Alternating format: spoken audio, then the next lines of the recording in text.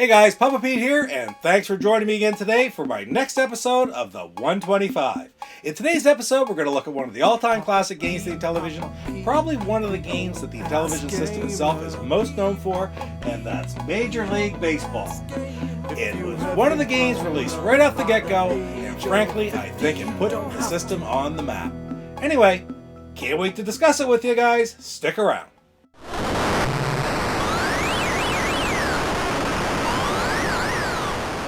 Major League Baseball was one of the very first games released for the Intellivision System back in late 1979 during its trial period and in 1980 when the system was mass released.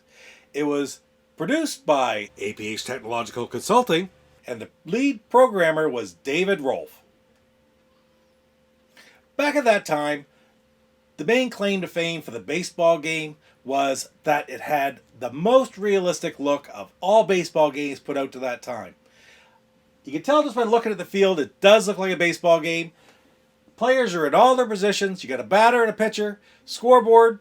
But, you know, I can sit here and explain it to you, but who better to explain it to you than George Plimpton? Who better than baseball fans to compare baseball games? First, Atari home run baseball. Where's the diamond? Hey, there's only 4 players. Now, Intellivision Major League Baseball.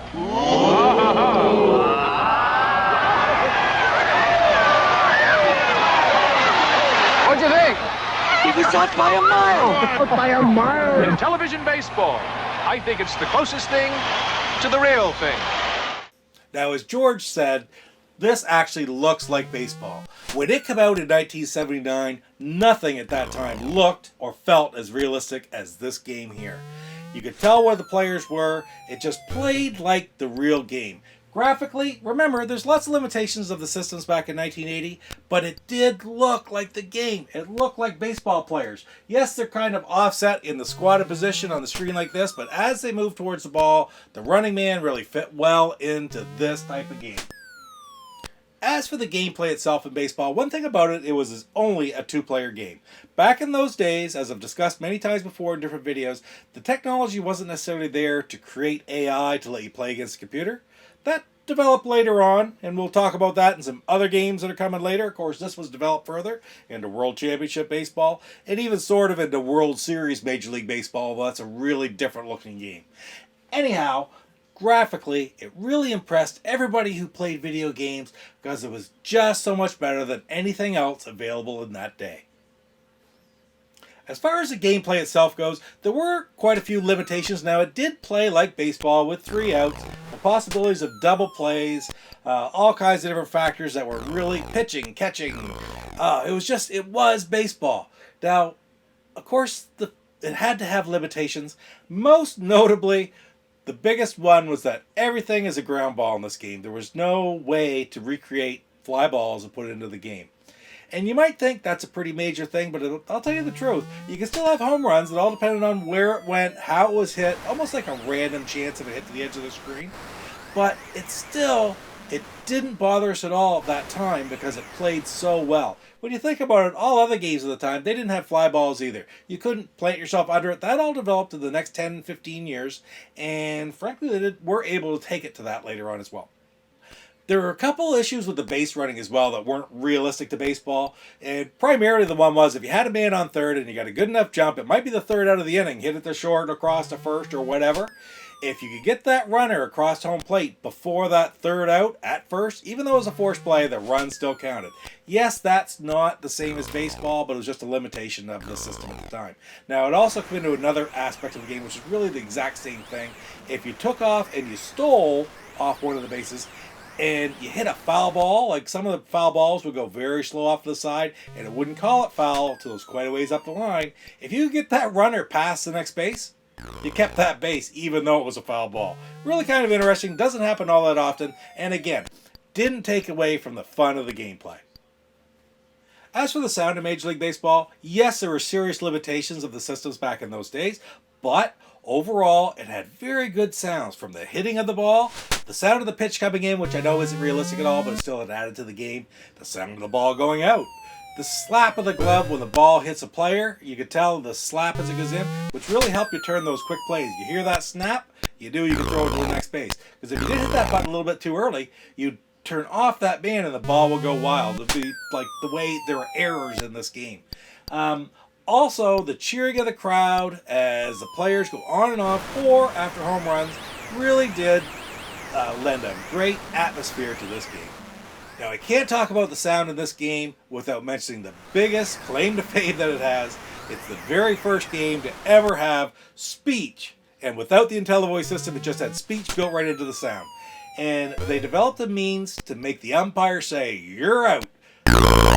And every time you make a play, the umpire comes on there and makes that sound. And it was the very first time that they were able to put voices into a home video game. Way back in 1979, 1980.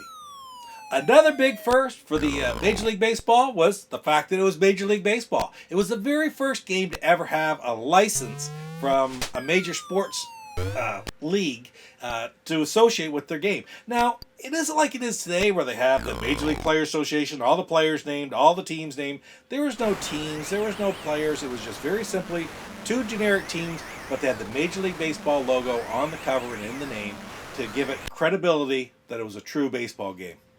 Of course, we all know that ever since Major League Baseball started this, licensing has gone through the roof in home video games, and now it's a multi-billion-dollar business. Major League Baseball really is a very important game to me personally. It was one of the very first games that my brother-in-law got back when I was 12 years old. So when I started playing Intellivision, this was the very first game that I played along with Space Battle, Poker and Blackjack, and Armor Battle. So baseball, it just means so much to me. As a matter of fact, I'm really happy to say that our copy of baseball was the Sears Telegames Super Video Arcade Baseball. Still have the copy to this day. Really happy to have that still in my possession. And man, played so many games of this. Yes, it was two players, and it was sometimes hard to find somebody to play with, but at the end of the day, I just simply love playing it, and it means so much to me. So, am I biased? Yeah, I guess I'm going to say that for a lot of different games that I'm biased about. But given the fact that it had such incredibly strong gameplay back in its day, it introduced the first license, it introduced the first ever sound or voice in a game with, and the fact that it had great sounds, great gameplay, great graphics, I'm going to give Major League Baseball an 8 out of 10 rating. Well, guys, that's it for today's episode of the 125.